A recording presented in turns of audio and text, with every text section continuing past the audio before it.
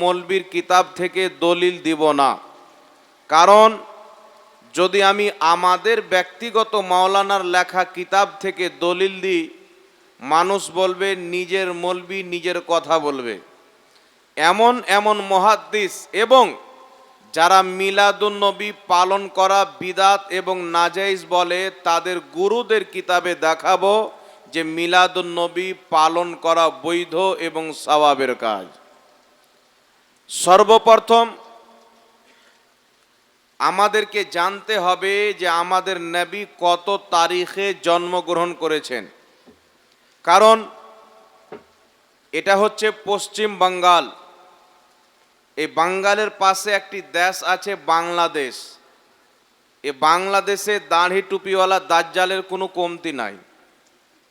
মানুষকে গুমরাহ করার জন্য নবী পাকের জন্মের তারিখই পরিবর্তন করে দিতে চায়। বলেন নবী যে 12ই রবিউল আউয়ালে জন্মগ্রহণ করেছেন, এর কোনো নির্ধারিত তারিখ নাই। কেউ 9 তারিখ বলেছেন, কেউ 12 তারিখ বলেছেন, কেউ অন্য তারিখ বলেছেন। কিন্তু বিরাদর ইসলাম, কোনো আলিম, একজন ব্যক্তি আলিম হয়ে এই ধরনের কথা কোনোই মতে বলতে পারে না যে নবীর জন্মের তারিখ ফিক্স নাই। কারণ উলামায়ে কেরাম উপস্থিত রয়েছেন, সকলে জানে যখন কোনো জিনিসে মতভেদ থাকে, তো যেই দিকে মুহাদ্দিসিনে কেরামের জামহুরের মত থাকে, আমল সেই দিকে হয়, সেটা গ্রহণযোগ্য হয়। আমার নবীর জন্ম 9 রবিউল আউয়ালে হয়েছে, এটাও কিতাবে রয়েছে। আমার নবী 12ই রবিউল আউয়ালে জন্মগ্রহণ করেছেন, এটাও কিতাবে রয়েছেন। আল বেদায়া ওয়ান নেহার মধ্যে ইমাম ইবনে কাসির রাহমাতুল্লাহ আলাইহি স্পষ্ট সহিহ সনদে হাদিস নিয়েছেন। আব্দুল্লাহ ইবনে আব্বাস রাদিয়াল্লাহু তাআলা আনহু বলেন, নবী পাক সাল্লাল্লাহু আলাইহি ওয়াসাল্লাম আমুল ফিল 12ই রবিউল আউয়াল, রবিউল আউয়াল মাসের 12 তারিখে সুবহে সাদিকের টাইমে সোমবারের দিনে জন্মগ্রহণ করেছেন। জোরে বলতে হবে সুবহানাল্লাহ। শুধু ইমাম এবং মুহাদ্দিসদের ফতোয়া নয়, কোন ইমাম ইজমা নকল করেছেন যে নবী 12ই রবিউল আউয়ালে জন্মগ্রহণ করেছেন, এই ব্যাপারে ইজমা হয়েছে। আর শুধু ইমাম এবং মুহাদ্দিস নয়, লামাযহাবীদের গুরুরা নিজের কিতাবে, তারপরে আপনার দেওবন্দীদের গুরুরা নিজের কিতাবের মধ্যে একই কথা লিখেছেন যে নবী মুস্তাফার জন্মের দিন জামহুরের নিকটে মাশহুর কওল হলো 12ই রবিউল আউয়াল। জোরে বলতে হবে সুবহানাল্লাহ। তার কারণে যুগ যুগ থেকে, হাজারো বছর থেকে মুহাদ্দিস ফুকাহায়ে কেরাম 12ই রবিউল আউয়ালকে নবীর জন্ম দিবস মনে করে নবী দিবস পালন করে এসছেন, হচ্ছে, কিয়ামত পর্যন্ত পালন ইনশাআল্লাহ হবে। আমি আপনাদের সম্মুখে সর্বপ্রথম একটি কথা পরিষ্কার করতে চাই। একটা মাসআলা, শরীয়তে জন্মদিন পালন করা যাবে কি যাবে না? একটি কথা মনে রাখবেন, আমাদের যখন বাচ্চা জন্ম নেয়, আমরা বাচ্চা জন্মের পরে আকিকা দিই, দিকে দিই না বাবা? কথা বলতে হবে। এই যে আকিকা দেওয়া হয়, এই আকিকাটা কি জিনিস? এই আকিকা দেওয়া হচ্ছে জন্মদিন পালন করা। অর্থাৎ বাচ্চা জন্ম হয়েছেন, বাচ্চার জন্মের খুশিতে আকিকা করে আল্লাহর শুকরিয়া আদায় করা। জোরে বলতে হবে সুবহানাল্লাহ। তারপরে চলে আসেন জন্মদিবস কিভাবে পালন করবেন। আল আদবুল মুফরাদের মধ্যে ইমাম বুখারী রাহমাতুল্লাহ আলাইহি হাদিস নিয়েছেন, সাহাবায়ে কিরাম নিজের সন্তানের জন্মদিবসে মানুষজনকে একত্রিত করে তার বরকতের দোয়া করেছেন। অর্থাৎ আপনার বাচ্চা জন্মগ্রহণ করেছেন, আপনি 1 বছর পূর্ণ হওয়ার পর, 2 বছর পূর্ণ হওয়ার পর, 3 বছর পূর্ণ হওয়ার পর আপনি চাচ্ছেন আমার বাচ্চার জন্মদিন পালন করব। না কেক কেটে পালন করবেন, না গান বাজিয়ে পালন করবেন, না তালি মেরে পালন করবেন, বরং আপনার বাচ্চার সেই দিনে আপনি তার জন্য দোয়া করে, তার বরকতের দোয়া করে, তার লম্বা উমরের দোয়া করে, তাকে আল্লাহ যেন দিনের খাদিম বানাক, ভালো বানাক, এই রকম দোয়া করে তার জন্মদিন পালন করা শরীয়তে বৈধ আছে। জোরে বলেন সুবহানাল্লাহ। থাকলো নবী পাক সাল্লাল্লাহু আলাইহি সাল্লামের জন্মদিন পালন করা, মিলাদ পালন করা। আজ এখান থেকে হাদিস নিয়ে যাবেন, আমি হাদিস পাঠ করব। যদি কোনো ব্যক্তির প্রয়োজন পড়ে বক্তব্য দেওয়ার পরে আমার কাছে আসেন, আমি আপনাকে হাদিস এখান থেকে দিয়ে যাব। কোন কিতাবের মধ্যে আছে রেফারেন্স পর্যন্ত দিয়ে যাব। এটা আমার মতে নয়, মুহাদ্দিসিনে কেরামের মতে। নবী মুস্তাফা নিজেই নিজের মিলাদ, নিজের জন্মদিন পালন করেছেন, বলেন সুবহানাল্লাহ। নবী নিজের জন্মদিন পালন করেছেন। এটা সহিহ হাদিস দ্বারাও প্রমাণিত, হাসান হাদিস দ্বারাও প্রমাণিত। সর্বপ্রথম আল্লাহর কোরআন দেখবেন, একটি কথা মনে রাখবেন, আল্লাহর কোরআন কোনো সময়ের জন্য, কোনো যুগের জন্য, কোনো কালের জন্য সীমাবদ্ধ নয়। আল্লাহর কোরআন হচ্ছে কিয়ামত পর্যন্তকার জন্য। আল্লাহ এই কোরআন পাকে বলেছেন, কুল বিফাদলিল্লাহি ওয়া বিরাহমাতিহি ফাবিযালিকা ফালিয়াফরাহু। আল্লাহ বলছেন, মাহবুব তুমি বলে দাও, যদি আল্লাহর রহমত পাওয়া যায়, আল্লাহর ফজল পাওয়া যায়, তো তোমরা খুশি উদযাপিত করো। আল্লাহর রহমত পেলে খুশি পালন করো, বরকত পেলে খুশি পালন করো, আল্লাহর ফজল পেলে খুশি পালন করো। কোন মাওলানা বলতে চাই, এই যে আল্লাহর রহমত থেকে মুরাদ আল্লাহর ফজলের অর্থ হচ্ছে কোরআন পেয়ে খুশি উদযাপিত করো, ইসলাম পেয়ে খুশি উদযাপিত করো। আমি আপনাকে বলতে চাই, এই কোরআন পাকের আয়াত শুধু ইসলামের সীমাবদ্ধ নয়, কোরআন পাকের সীমাবদ্ধ নয়। কিয়ামত পর্যন্ত যেই ব্যক্তি আল্লাহর কোনো খাস নিয়ামত পাবে, রহমত পাবে, ওই ব্যক্তি আনন্দ প্রকাশ করে আল্লাহর শুকরিয়া আদায় করবে। জোরে বলতে হবে সুবহানাল্লাহ। তার কারণে বিখ্যাত ইমাম জালালউদ্দিন সিউতি রাহমাতুল্লাহ আলাইহি নিজের কিতাব তাফসিরে দুররে মানসুরের মধ্যে লিপিবদ্ধ করছেন। কি লিখতেছেন? কুল বিফাদলিল্লাহি ওয়া বিরাহমাতিহি ফাবিযালিকা ফালিয়াফরাহু। আল্লাহর রহমত পাওয়া গেলে আনন্দ প্রকাশ করো, আল্লাহর ফজল পাওয়া গেলে আনন্দ প্রকাশ করো। ইমাম সিউতি তাফসির করছেন, আল্লাহর রহমত থেকে মুরাদ হচ্ছেন ওয়ামা আরসালনাকা ইল্লা রাহমাতাল লিল আলামিন। নবী মুস্তাফাকে আল্লাহ পাক দো জাহানের রহমত করে পাঠিয়েছেন। জোরে বলেন সুবহানাল্লাহ।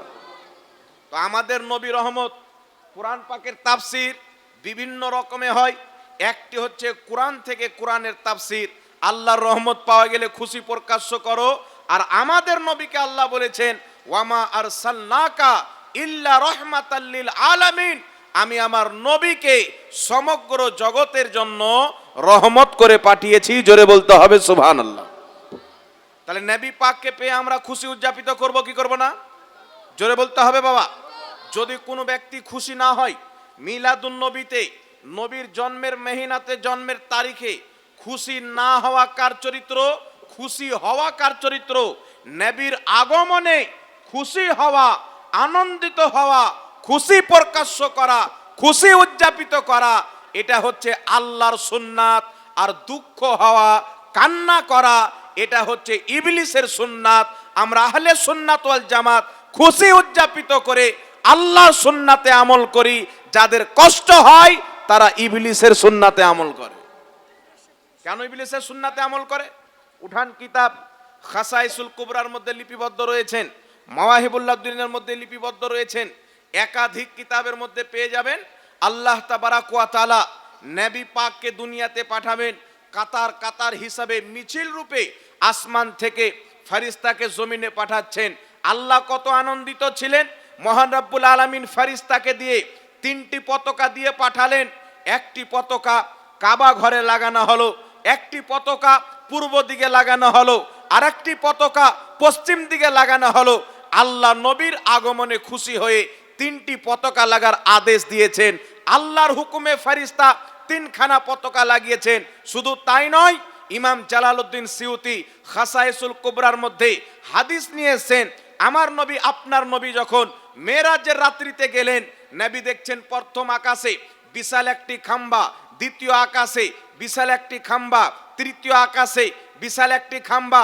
নবী পাক সাল্লাল্লাহু আলাইহি সাল্লাম 7 আসমানে 7টি খাম্বা দেখতে পেলেন। নবী জিজ্ঞাসিত হলেন, জিবরিল এই খাম্বাগুলো কিসের জন্য? আসমান তো বিনা খাম্বাতে আল্লাহ দাঁড় করিয়ে রেখেছেন। জিবরিল আমিন বলছেন, ইয়া রাসূলুল্লাহ, ইয়া হাবিবাল্লাহ, যেই দিন আল্লাহ তাবারাক ওয়া তাআলা দুনিয়াতে আপনাকে পাঠিয়েছিলেন, আপনাকে পাঠানোর খুশিতে প্রত্যেক আকাশে একটি করে নূরের খাম্বা আল্লাহ তৈরি করে 7 আকাশকে নূরে ভরে আলোকিত করেছিল, উজ্জ্বল করেছিল। বলেন সুবহানাল্লাহ। তো নবী মুস্তাফাকে পাঠানোর খুশিতে আল্লাহ তাবারাক ওয়া তাআলা 7 আসমানকে সাজিয়েছেন। জোরে হবে না সুবহানাল্লাহ? শুধু তাই নয়, মা আমিনার খাদেমা বলতেছেন, আমি তাকিয়েছিলাম আসমানের তারকা চন্দ্র আস্তে আস্তে জমিনের দিকে চলে আসতেছে। আমি মনে করলাম হয়তো আমাদের উপরে পড়ে যাবে, কিন্তু দেখলাম আব্দুল্লাহর ঘরের উপরে দাঁড়িয়ে গেল। আমরা বুঝতে পারলাম, ইমাম সিউতি উলামায়ে কেরাম বলছেন, আল্লাহ তাবারাক ওয়া তাআলা নবী মুস্তাফার জন্মের রাত্রিতে তারকাকে নিচে কেন পাঠিয়েছিলেন, আকাশের চাঁদকে নিচে কেন পাঠিয়েছিলেন, এর অর্থ হচ্ছে আল্লাহ তাবারাক ওয়া তাআলা নবী মুস্তাফার আগমনে চন্দ্র এবং তারকাকে দিয়ে পৃথিবী লাইটিং করেছিলেন। বলেন সুবহানাল্লাহ। শুধু তাই নয়, তিরমিজি শরীফের মধ্যে হাদিস, মিশকাত শরীফের মধ্যে হাদিস, আরো অনেক কিতাবের মধ্যে পেয়ে যাবেন। লামা জাহাবিদের গুরু নাসিরউদ্দিন আলবানী হাদিসটিকে সহিহ বলেছেন। মা আমিনা রাদিয়াল্লাহু তাআলা আনহা বলেন, আমার নবী যখন জন্ম নেবেন, খারাজা মিন নূর, আমার শিকাম থেকে একটি নূরের সুতি বের হলো। সেই নূরের সুতিতে সারা পৃথিবী উজ্জ্বল হয়ে গেল, আলোতে ভরে গেল। আমি আমিনা আব্দুল্লাহর ঘরে বসে শাম দেশের বড় বড় বিল্ডিং দেখে ফেললাম। বলেন সুবহানাল্লাহ। তো আল্লাহ তো নবী মুস্তাফার আগমনে পতাকা লাগানোর আদেশ করছেন। আল্লাহ নবী মুস্তাফার আগমনে খুশি হয়ে 7 আকাশকে লাইটিং করছেন, চন্দ্র তারকা দিয়ে জমিনকে লাইটিং করছেন। তাহলে বোঝা গেল নবী মুস্তাফার আগমনের খুশিতে, নবীকে পাওয়ার খুশিতে, নবীজির আসার খুশিতে কেউ যদি মাদ্রাসাতে, কেউ যদি বাড়িতে, কেউ যদি মসজিদে পতাকা লাগায়, এটা নাজায়েজ হবে না, ফেরেশতাদের সুন্নাত হবে। জোরে বলতে হবে সুবহানাল্লাহ। তাই বিরাদর ইসলাম, আমরা উলামায়ে আহলে সুন্নাত, আমরা সুন্নি জামাতের মানুষ, যুগ যুগ থেকে, আজকে থেকে নয়, আমি এখানে প্রমাণ করব, 1000 বছর পূর্ব থেকে মুহাদ্দিসিনে কেরাম নবী মুস্তাফার আগমনের খুশিতে পতাকা উত্তোলন করেছেন, মিছিল বের করেছেন, এমন কি যে নিজের বাড়ি ঘরকে লাইটিং করে সাজিয়েছেন। জোরে বলতে হবে সুবহানাল্লাহ। এটা যুগ যুগ থেকে। আর আমি দলিল এমন ব্যক্তির কিতাব থেকে দেব, পৃথিবীর কোনো ফিরকার মৌলবি এটাকে অস্বীকার করতে পারবে না। এখন চলে আসেন বিরাদর ইসলাম, আমার নবী নিজেই মিলাদুন নবী পালন করেছেন, নিজেই নিজের জন্মদিন পালন করেছেন। মুসান্নাফে আব্দুর রাজ্জাকের মধ্যে হাদিস, তারপর মাজমাউজ জাওয়াইদের মধ্যে ইমাম হাইসামি হাদিসটি উল্লেখ করে হাদিসটি প্রমাণ করেছেন, হাদিসের মান হচ্ছে হাসান। ইমাম আহমদ বলছেন হাসান হাদিস ইসলামের দলিল। কথা বুঝে আসছে বাবা? হাসান হাদিস ইসলামের দলিল। হাদিসটি কি? সাহাবী রাসূল বলছেন, নবী পাক সাল্লাল্লাহু আলাইহি ওয়া আলিহি ওয়াসাল্লাম নিজের নবুয়াতের প্রকাশের পর, নবী আমার নবুয়াত কত বছর বয়সে প্রকাশ করেছিলেন? কথা বলতে হবে বাবা। আমাদের নবী কত বছর বয়সে নবুয়াত প্রকাশ করেছিলেন? 40 বছর বয়সে নবুয়াত প্রকাশ করেছিলেন। কিন্তু নবী হয়েছিলেন কবে? কিছু পথভ্রষ্ট মৌলবি বেরিয়েছে, ইমানচোর মৌলবি বেরিয়েছে, তারা বলতে চায় 40 বছর পূর্বে আমাদের নবী নবী ছিল না, 40 বছর পর নবী হয়েছে। মানে 40 বছর পূর্বে ওর বাপের ভাইরা ছিল নাকি বলে? এটা জাহিলদের আকীদা হতে পারে, কোনো মুসলমানের নয়। আমার নবী 40 বছর পর নবী হয়েছেন, 40 বছর পূর্বে নবী ছিল না। সারা পৃথিবীর লামাযহাবিকে চ্যালেঞ্জ করতে চাই, মায়ের দুধ পান করে থাকলে একটা হাদিস দেখিয়ে দাও, হিম্মত থাকলে একটা হাদিস দেখিয়ে দাও। এমন কোন মায়ের লাল জন্ম হয়নি, কিয়ামত পর্যন্ত হবে না, যে একটা হাদিস দেখাবে নবী বলেছেন আমি 40 বছর পূর্বে নবী ছিলাম না, 40 বছর পর নবী হয়েছি। আমার নবীর হাদিস দেখাতে পারবে না। আমার নবী কি বলেছেন?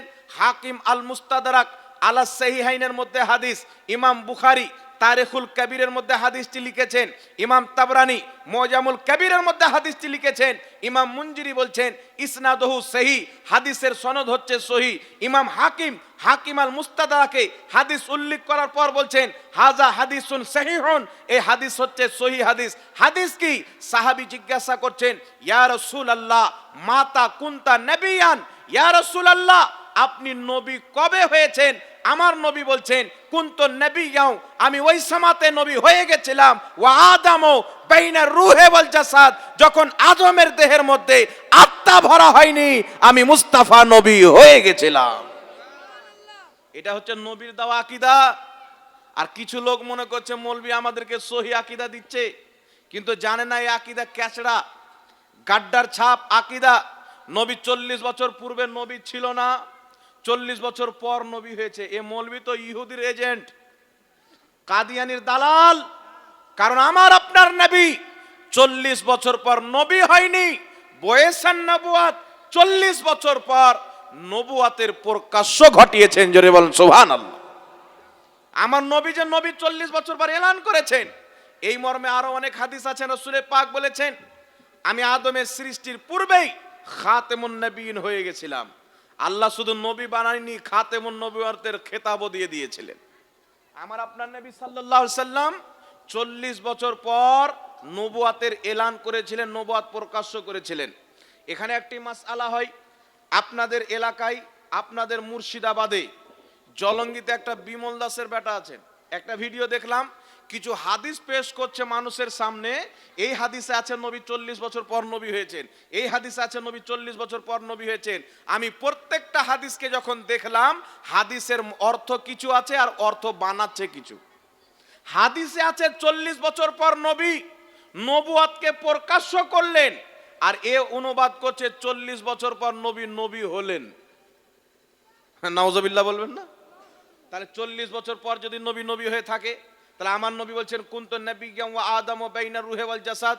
লামাযহাবীদের গুরু নাসিরউদ্দিন আলবানী পর্যন্ত হাদিসটিকে সহিহ বলেছেন। আমার নবী বলছেন আমি ওই সময়তে নবী ছিলাম যখন আদমের দেহে আত্মা ভরা হয়নি। তো আমার নবী মিথ্যাবাদী না তোমার মৌলবী মিথ্যাবাদী? জোরে বলতে হবে। এই মৌলবীকে তালাক দিতে হবে, নবী মুস্তাফার কথা কলিজায় লাগিয়ে নিতে হবে। যারা নবীর কথাতে চলবে তারাই হবে জান্নাতি। জোরে বল সুবহানাল্লাহ। এখন একটা প্রশ্ন করছে, 40 বছর পর যদি নবী নবী হয়, এই নবী যদি 40 বছর পূর্বেও নবী থাকে, তাহলে 40 বছর পূর্বে নবুয়তের দায়িত্ব কেন পালন করেনি? এর মানে তো বোঝা যায় 40 বছর পূর্বে নবী ছিল না। কিন্তু আমরা এইগুলো যুক্তিকে লাত মারি। নবী বলে দিয়েছিলেন আদমের সৃষ্টির পূর্বে আমি নবী, আমার নবীর কথার সামনে কোনো মৌলবীর যুক্তি চলবে না। কথা বুঝে এসছে? আর যদি বেটা যুক্তি দাও, তোমাকে আমি দলিল দিচ্ছি কোরআন থেকে।